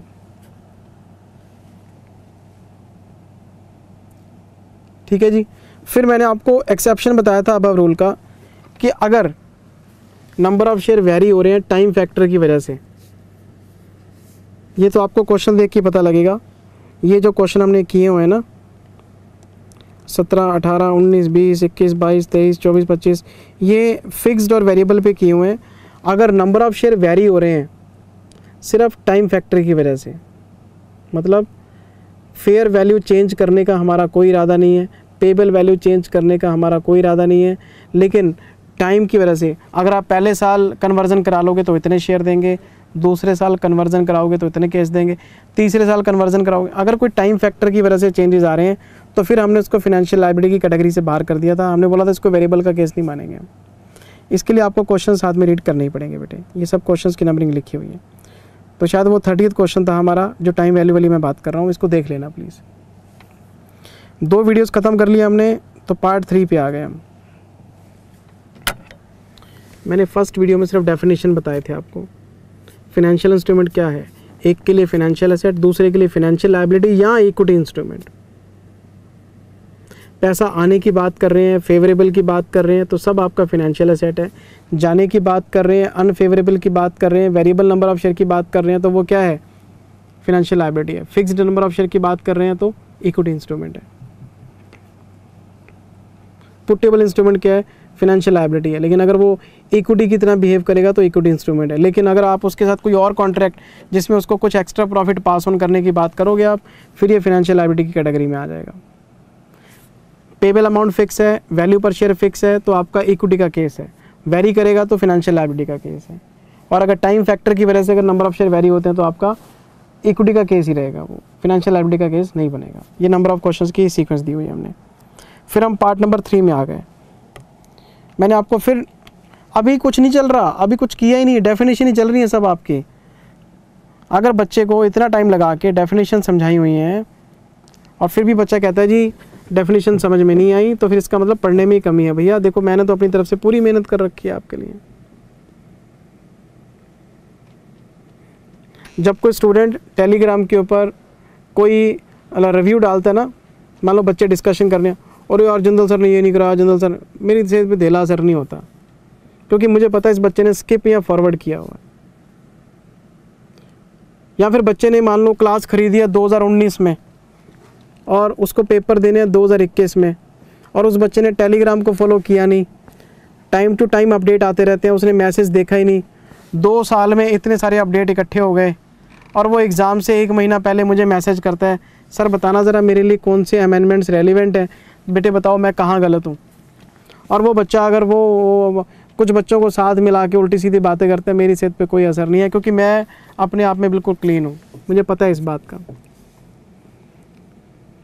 अगर कोई भी स्टूडेंट पुरानी क्लासेस लेके बैठा है और वो अपडेशन नहीं कर रहा, उसमें हम तो फ्री अपडेशन दे रहे हैं, 2018 के बच्चे को भी फ्री में दे रहे हैं, 1 पैसा चार्ज नहीं किया हमने।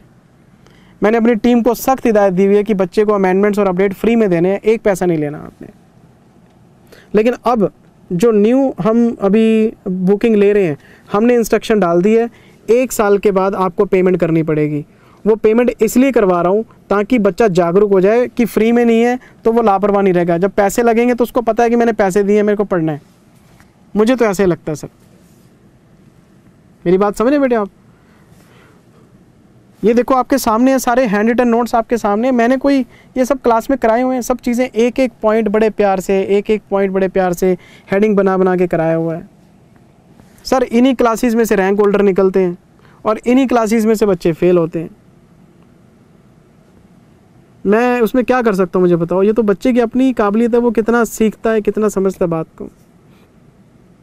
एक बच्चे ने मुझे व्हाट्सएप के ऊपर, बुरा मत मानना मेरी बात का ना, मैं एज अ सीनियर आपको समझाने की कोशिश कर रहा हूँ कि लापरवाही छोड़ दो, मेरे को ब्लेम करना छोड़ दो। स्टडी मटेरियल आपका 3 बार रिवाइज हो गया जब से आया है एफआर का, पता नहीं लगता कब कौन सी चीज़ रिवाइज कर देते हैं। तो अगर आप एक्टिव नहीं रहेंगे, अपडेट नहीं करेंगे, कैसे चलेगा मुझे बताओ? एक बच्चे का मेरे पास मैसेज आया, कहता जिंदल सर मैंने आपसे क्लास खरीदी थी 2019 में। मैंने कहा बहुत बढ़िया बात है। सर कहता आपने इंडिया 115 ही नहीं कराया। अरे भैया इंडिया 115 टेलीग्राम पे पड़ा, देख लो यार, आप मैसेज ही नहीं देख रहे।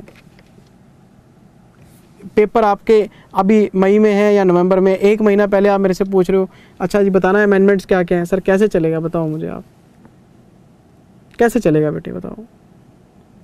एक स्टूडेंट मुझे मैसेज करके बोलता है कि जिंदल सर मेरे पास टाइम नहीं है ये स्टडी मटेरियल जो रिवाइज हुआ है इसके नए क्वेश्चन या नए कॉन्सेप्ट देखने का, मुझे हैंड रिटन नोट्स दे दो मैं पढ़ लूँगा। मैंने दे दिए। अब वो उसमें से क्वेरी पूछ रहा है, सर ये क्वेश्चन कैसे सॉल्व हुआ? गलत बात है। देखो ये मैं जो चीज़ वीडियो में डिटेल में बता चुका हूँ, अगर मैं व्हाट्सएप क्या है 1-to-1 है और मेरे पास 1000 ऑफ स्टूडेंट्स हैं, क्वेरीज मैं खुद लेता हूँ, मैं जो क्वेश्चन समझा चुका हूँ, बच्चे के पास वो देखने का टाइम नहीं है, वो एक्सपेक्ट करता है कि मुझे व्हाट्सएप पे क्वेश्चन करा दो आप। गलत गलत गलत चीज़ है। नहीं कराया मैं आपका नेगेटिव रिव्यू डालूंगा, डाल दो भैया, मैं क्या कर सकता हूँ उसमें? मैं हर स्टूडेंट को, देखो मेरी बात सुनो, मैंने वीडियोस दे दिया आपको, हैंड रिटन नोट्स दे दिए, PDF दे दी, रिविजनरी क्लास दे दी, क्वेरीज ले रहा हूँ आपकी, और मैं क्या करूँ मुझे समझ में नहीं आ रही बात। मैं सारे बच्चों की एक्सपेक्टेशन पूरी कर ही नहीं पा रहा। क्यों? बच्चे की एक्सपेक्टेशन बहुत ज़्यादा है। कोई बच्चा कहता है जी मेरे पास टाइम नहीं है इन वीडियोस को देखने का, आप मुझे हैंड रिटन नोट्स दे दो मैं खुद पढ़ लूँगा। मैंने दे दिए। अब वो उसमें से कहता है मुझे बताओ ये क्वेश्चन कैसे सॉल्व हुआ। मैंने उसको बोला भैया देख ऐसे तो काम नहीं चलेगा, मेरे पास व्हाट्सएप के ऊपर मैं एक आधा पॉइंट आपको समझा सकता हूँ, पूरा क्वेश्चन। अच्छा बच्चा गया गूगल पे, टक टक बेकार टीचर है, बस टीचर है, I have ever seen this. डाल दो ना यार, मेरी सीट पे क्या असर है, 20 साल का करियर है मेरा। बच्चा मेरे पास रिकमेंडेशन से आता है, मार्केटिंग से नहीं आता मेरे पास। मेरी बात समझ रहे हो? मैं कुछ नहीं कर सकता। मैं आप मुझे बताओ मैं कहाँ गलत हूँ? मैं तो बच्चे की क्वेरीज ले सकता हूँ, बच्चे को व्हाट्सएप पे क्वेश्चन थोड़ा ना करा सकता हूँ। स्टूडेंट ने क्या करा, स्टडी मैट खोला और उसने इम्पेयरमेंट पे जो एनसीआई को क्रॉसअप करने का नया फंडा है ना इम्पेयरमेंट में, क्लिक किया, मुझे भेजा, सर ये समझाना क्या है। मैंने उसको बोला भैया मैंने अभी भी जो वीडियो शेयर किए हैं, जो नोट शेयर, उसमें पढ़ाई मैंने समझाया क्वेश्चन। सर मैंने चेक कर लिया उसमें नहीं है। बताओ मेरे पास क्या जवाब है उसका? मैं इतने सारे केसेस देख रहा हूँ भी, स्टूडेंट लापरवाह है, और जो स्टूडेंट लापरवाह है फिर उसी का रिजल्ट ख़राब होना है। जो बच्चा एक्टिव है और उसको पता है कि मैंने पढ़ना है यार, मैं पढ़ूंगा तभी पास होऊंगा, सर दे रहे हैं पढ़ लो यार, ख़त्म हो गई बात।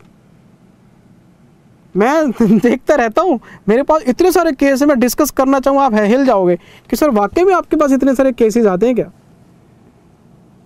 एक क्वेश्चन है, एक क्वेश्चन आपके सामने आया, जो क्वेश्चन मैंने कराया वो समझ में आ गया, ठीक है।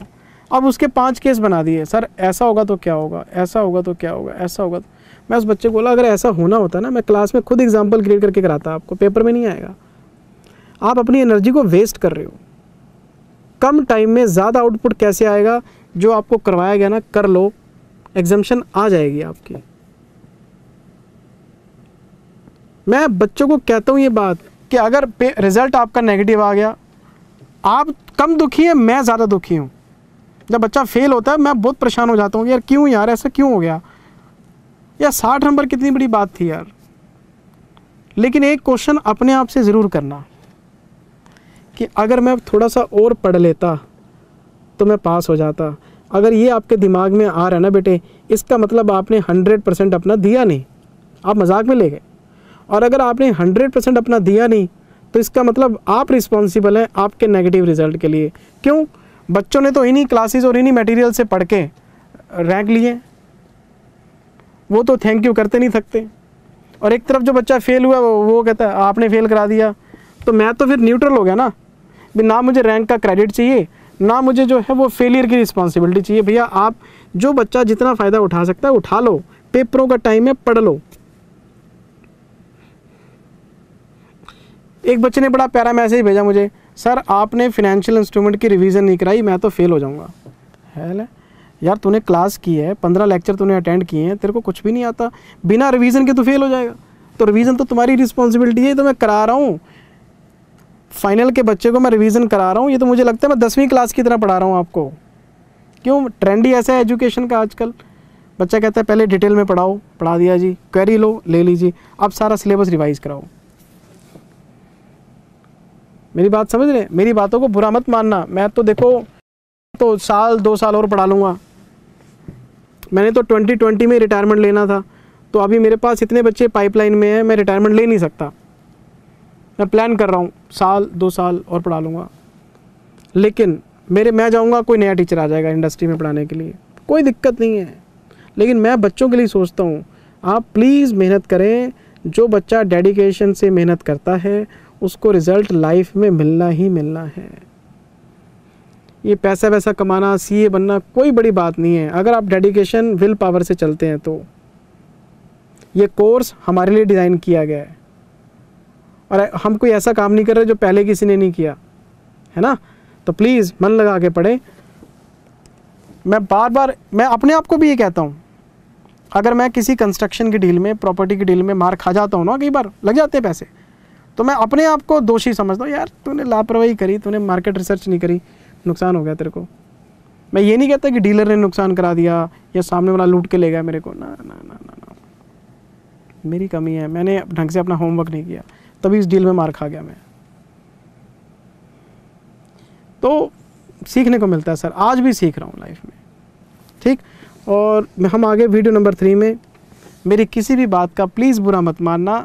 मैं आपको अपना समझ के ही बोल रहा हूँ जो बोल रहा हूँ, कि शायद जो बच्चे लापरवाह हैं वो जाग जाएं कि सर कह रहे हैं ये बात। लेकिन आपको पता है मैं बहुत कम बोलता हूँ इन चीज़ों पे, मैं बोलता ही नहीं। मेरे को पता है बच्चे, यंग बच्चे हैं, गुस्सा ना मान जाएं कहीं। है ना। जब मेरा अपना बच्चा मेरी बात नहीं सुनता, वो कभी कभार गुस्सा हो जाता है, तो मैं आपको कैसे डांट सकता हूँ।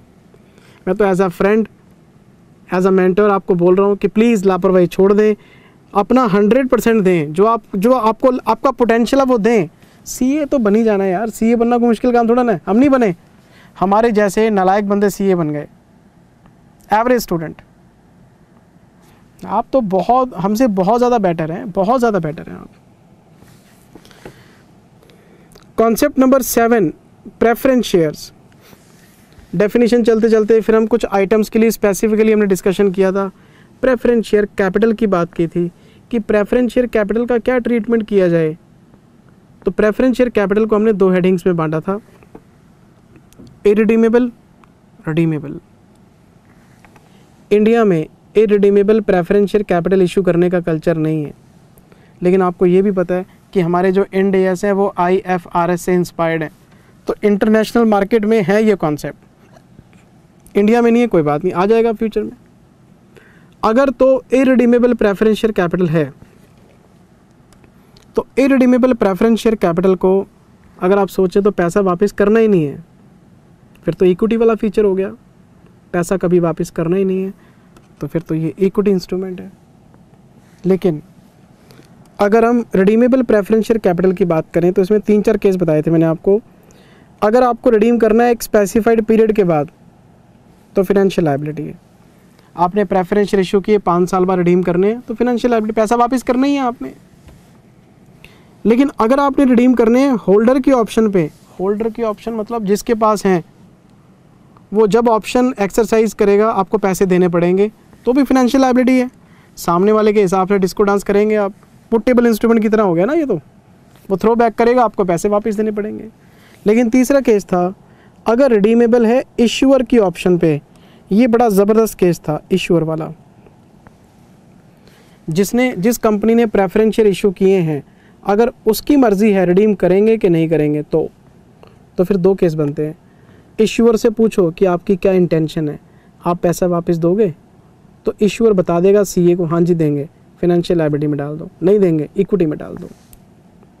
ये तो उसकी इंटेंशन ही बताएगी आपको। तो अगर आप इस फ्लो चार्ट की बजाय एक लाइन में बात ख़त्म करें तो सिर्फ ये कि अगर आपको पैसा वापस देना है तो फिनेंशियल लायबिलिटी है, नहीं देना तो इक्विटी इंस्ट्रूमेंट है। फिर मैंने आपको प्रेफरेंस डिविडेंड की बात भी बताई थी। प्रेफरेंस डिविडेंड 2 होते हैं सर, क्यूमुलेटिव और नॉन क्यूमुलेटिव। अगर क्यूमुलेटिव है तो क्यूमुलेटिव आपको पता है, अगर 1 साल का डिविडेंड नहीं देंगे तो दूसरे साल में 2 का देना पड़ेगा, दूसरे में नहीं देंगे तो तीसरे साल में 3, पीछा नहीं छूटने वाला आपका। तो कॉन्ट्रेक्चुअल ऑब्लिगेशन बढ़ता जाएगा, फिनेंशियल लायबिलिटी का केस है। नॉन क्यूमुलेटिव में अगर कंपनी ने डिविडेंड पे नहीं करा तो एक्यूमुलेट नहीं होगा, राइट ख़त्म, अगले साल कैरी नहीं करेंगे उसको। तो इसमें इक्विटी वाला फीचर नज़र आता है आपको।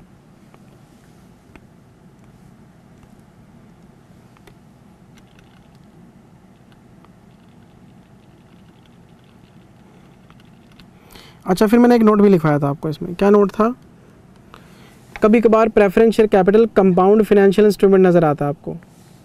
मान लो प्रेफरेंस शेयर कैपिटल आपकी जो है, प्रेफरेंस शेयर कैपिटल आपकी जो है वो इरिडीमेबल है, नहीं देना पैसा आपने, प्रिंसिपल नहीं देना, लेकिन उसका जो डिविडेंड है वो क्यूमुलेटिव है, डिविडेंड देना ही पड़ेगा आपको।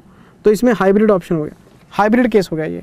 डिविडेंड का फीचर फिनेंशियल लायबिलिटी है, प्रिंसिपल का फीचर इक्विटी है, तो इसको हम CFI बोलते हैं, कंपाउंड फाइनेंशियल। तो इसको ब्रेक करना पड़ेगा इक्विटी और फाइनेंशियल लायबिलिटी में, वो मैं आपको अगले वीडियो में बताता हूँ आपको। अभी ये नोट वो लिखा हुआ था, ये CFI के ऊपर, अभी हम बात करेंगे इसके ऊपर।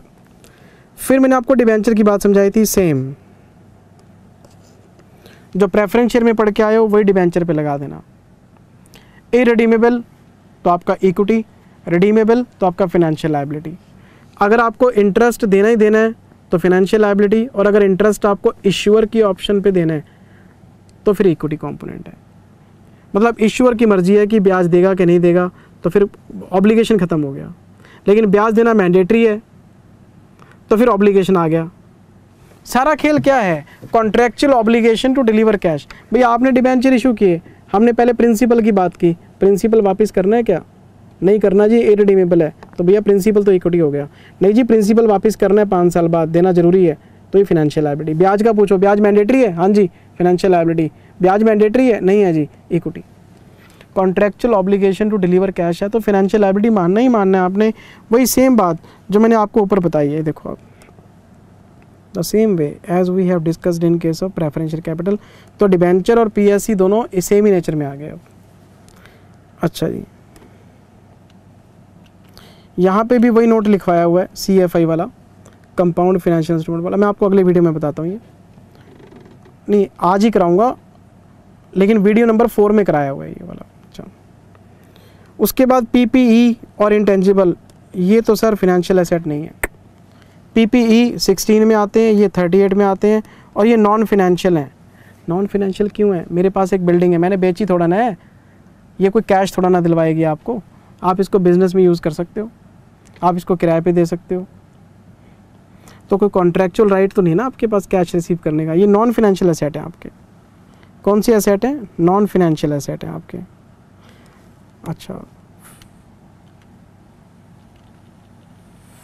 अच्छा, ये प्रोविज़न फॉर टैक्स पड़ा आपके पास, कोई करंट टैक्स पड़ा, डेफर्ड टैक्स पड़ा, non financial liability. Income tax department के साथ आपका कोई कॉन्ट्रैक्ट थोड़ा ना साइन हुआ है कि हम आपको हर साल इनकम टैक्स पे करेंगे। प्रॉफिट होगा तो टैक्स देंगे, प्रॉफिट नहीं होगा तो नहीं देंगे।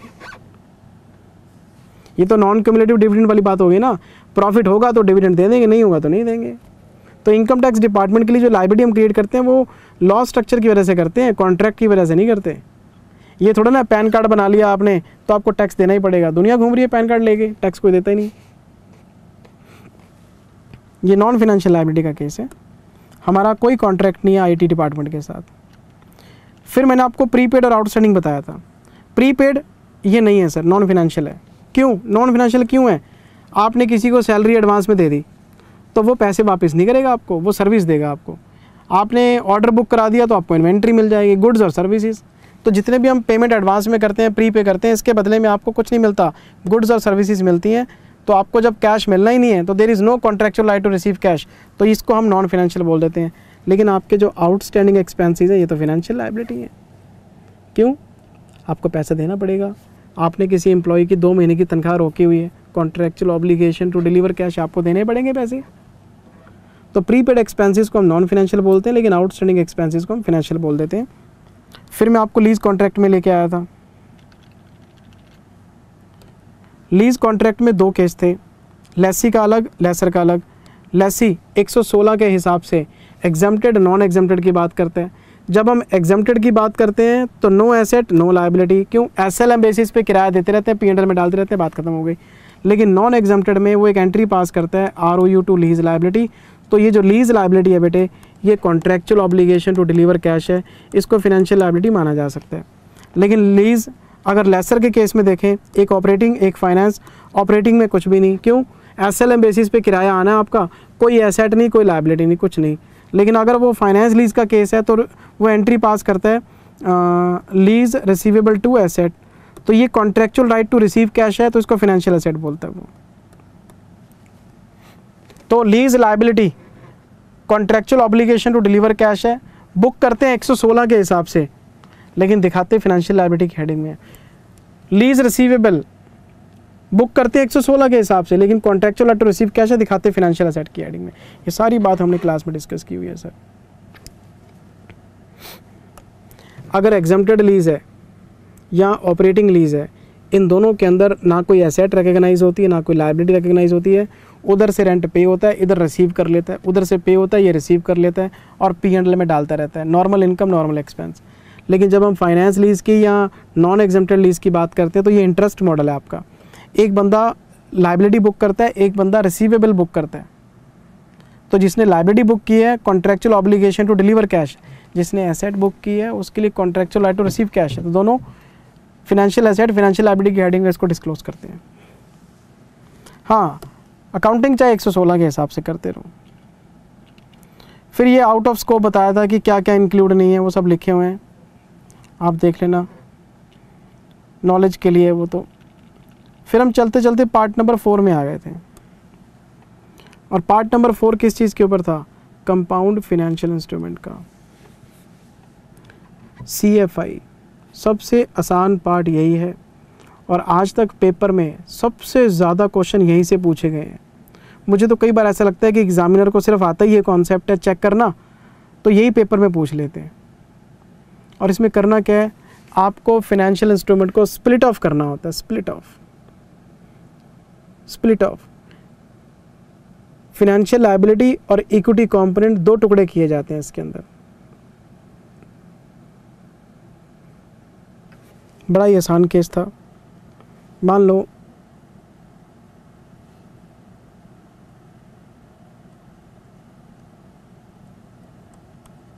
कन्वर्टिबल डिबेंचर्स हैं, ठीक, और फिक्स्ड शेयर्स का केस है। एक डिबेंचर को 10 शेयर देने हैं आपने। जैसे ही मैंने ये केस लिखा स्क्रीन के ऊपर, बच्चों के दिमाग में घंटी बज गई, और ये तो इक्विटी का केस है, CFI कैसे हो गया, ये तो फिक्स्ड टू फिक्स्ड का टेस्ट पास करके आ रहा है, फिक्स्ड नंबर ऑफ शेयर हैं, तो ये इक्विटी इंस्ट्रूमेंट है। बिल्कुल ठीक कह रहे हो, लेकिन डिबेंचर के ऊपर जो हम इंटरेस्ट पे करते हैं पर एनम, मुझे बताओ हर साल ब्याज देना contractual obligation to deliver cash है कि नहीं है? जो प्रिंसिपल अमाउंट है पक्का इक्विटी है, नो इशू, लेकिन जो इंटरेस्ट इसके ऊपर आपने पे करना है वो तो आपको हर साल चुकाना ही है ना। तो ये CFI का पहला केस बनता है। जो प्रिंसिपल है वो इक्विटी है, लेकिन इसमें जो इंटरेस्ट है वो फाइनेंशियल लायबिलिटी है, तो इसको ब्रेक करना पड़ेगा। कैसे करेंगे हम क्या करेंगे, एक लिस्ट बनाएंगे। मान लो 5 साल का इंस्ट्रूमेंट है, तो इंटरेस्ट 1, इंटरेस्ट 2, इंटरेस्ट 3, इंटरेस्ट 4 और इंटरेस्ट 5। PV फैक्टर निकालेंगे, किस पे, मार्केट रेट पे। PV फैक्टर प्रेजेंट वैल्यू आ गई, प्रेजेंट वैल्यू ऑफ इंटरेस्ट आ गई। तो ये क्या है, contractual obligation to deliver cash की प्रेजेंट वैल्यू निकाल ली, इसको फाइनेंशियल लायबिलिटी बोलेंगे हम। अब हम क्या बोलेंगे, प्रिंसिपल अमाउंट लेंगे, फाइनेंशियल लायबिलिटी उसमें से माइनस कर लेंगे, तो बाकी इक्विटी कंपोनेंट अपने आप आ जाएगा। तो ये जो हमारे डिबेंचर्स हैं, मान लो 10 लाख के डिबेंचर हैं आपके, तो मैं इसमें से फाइनेंशियल लायबिलिटी माइनस करूँगा तो इक्विटी कंपोनेंट आ जाएगा आपका। तो मैंने आपको एक तरीका सिखाया था कि जितना भी कैश आउटफ्लो है उसकी डिस्काउंटिंग कर लो मार्केट रेट से, तो वो फाइनेंशियल लायबिलिटी आ जाएगी और इक्विटी कंपोनेंट हमेशा बैलेंसिंग फिगर निकलेगा आपका। एक और केस बताता हूँ। कंपनी ने डिबेंचर इशू किए, डिबेंचर आपके रिडीमेबल हैं 5 साल बाद। अब डिबेंचर रिडीमेबल हैं तो प्रिंसिपल फाइनेंशियल लायबिलिटी हो गया, पैसा वापस करना है ना। जिस कॉन्ट्रैक्ट में कैश देने का ऑब्लिगेशन है वो फाइनेंशियल लायबिलिटी है, तो हमने केयरफुली पढ़ा कि कैश में देना क्या है, डिबेंचर रिडीम करने हैं। अच्छा, डिबेंचर रिडीमेबल है कैश में, तो ये आपका क्या हो गया, फाइनेंशियल लायबिलिटी। मैंने पूछा इसका इंटरेस्ट, कहते हैं इंटरेस्ट नॉन मैंडेटरी है, इंटरेस्ट देना या ना देना कंपनी की चॉइस है। मैंने बोला अच्छा इंटरेस्ट नहीं देना तो कोई बात नहीं, there is no contractual obligation to deliver cash. मैंने पिछले वाले केस को उल्टा कर दिया, पहले प्रिंसिपल इक्विटी में था और ब्याज फाइनेंशियल लायबिलिटी में था, अब उल्टा हो गया, ब्याज इक्विटी में चला गया और प्रिंसिपल। तो इसमें करेंगे क्या, हम डिबेंचर्स लेंगे और इस पर PV फैक्टर लगाएंगे, मार्केट रेट के हिसाब से फाइनेंशियल लायबिलिटी आ जाएगी बस, और यहाँ लिखेंगे प्रिंसिपल अमाउंट, इक्विटी आ जाएगी, बैलेंसिंग फिगर। तो फाइनेंशियल लायबिलिटी में सिर्फ एक चीज़ लेनी है आपने, कौन सी, जो रिडीमेबल डिबेंचर्स हैं आपके उसकी प्रेजेंट वैल्यू निकाल लो, वो फाइनेंशियल लायबिलिटी है, क्योंकि इतना ही कैश देना है, बाकी सब इक्विटी है। फिर मैंने एक केस और कराया था आपको कि जी कन्वर्टिबल डिबेंचर्स हैं, क्या है, कन्वर्टिबल डिबेंचर हैं लेकिन ऑप्शनल हैं। मतलब 5 साल बाद डिबेंचर होल्डर को 2 रास्ते दे दिए हमने, वो कैश मांगेगा तो उसको कैश दे देंगे, वो शेयर मांगेगा तो हम उसको शेयर दे देंगे। तो मुझे एक बात बताओ, जब आप कहते हो ना कैश भी ले सकते हो शेयर भी ले सकते हो, तो इस कॉन्ट्रैक्ट के अंदर contractual obligation to deliver cash involve हो गया। अब आपको, अगर आप कैश का ऑप्शन बंद कर दो फिर तो बात ही ख़त्म, लेकिन आपने कैश का ऑप्शन भी खोल दिया तो फिनेंशियल लायबिलिटी को प्रेफर करेंगे। हमने बोला जी ब्याज, नहीं ब्याज भी देना है जी, तो फिर लो कर लो बात। पहले तो इंटरेस्ट की एनओडी बनाओ, फिर रिडीमेबल वैल्यू निकालो और इसकी प्रेजेंट वैल्यू निकालो, ये फिनेंशियल लायबिलिटी है। और इस तरह के केस में फिनेंशियल लायबिलिटी ज़्यादा निकलती है। क्यों? ब्याज भी जा रहा है, प्रिंसिपल में भी कैश का ऑप्शन खुला हुआ है, तो इक्विटी कंपोनेंट जो है वो माइनर सा निकल के आता है इसके अंदर। ऑप्शनली कन्वर्टिबल डिबेंचर्स के अंदर ब्याज को भी डिस्काउंट करो, प्रिंसिपल को भी डिस्काउंट करो, यानी हम कैश को ही प्रेफर कर रहे हैं हर जगह कि अगर कैश जाएगा तो लायबिलिटी कितनी आएगी। तो ये स्प्लिट ऑफ हमने सीखा हुआ है सर, कोई नई बात नहीं है। ये मैंने आपको 3 केस बताए थे इसके अंदर, और ये हमने लायबिलिटी कंपोनेंट, इक्विटी कंपोनेंट 2 हिस्से निकालने होते हैं। पहला केस था इरिडीमेबल इंस्ट्रूमेंट, प्रिंसिपल इक्विटी है और ब्याज आपका देना पड़ेगा आपको। दूसरा प्रिंसिपल फिनेंशियल लायबिलिटी है और ब्याज आपका इक्विटी है। तीसरा ऑप्शनली कन्वर्टिबल डिबेंचर थे, कैश में भी गिवन, शेयर्स में भी गिवन। तो फिर इसके सेपरेशन का एक तरीका बताया था मैंने आपको, ये देखो, ये सेपरेशन केस 1 का है। केस 1 में क्या था? प्रिंसिपल इक्विटी था और ब्याज देना था, तो ब्याज ले लो बस। आप लायबिलिटी कंपोनेंट निकालना है तो ब्याज ले लो और इसको मल्टीप्लाई कर लो मार्केट रेट के हिसाब से। ये एनओटी है एक्चुअली, ठीक है जी। और अगर इक्विटी कंपोनेंट निकालना है तो प्रिंसिपल में से आप लायबिलिटी माइनस कर लो और एंट्री पास कर लो। दूसरा केस भी यही था, दूसरा केस भी यही है, देखो आप ध्यान से।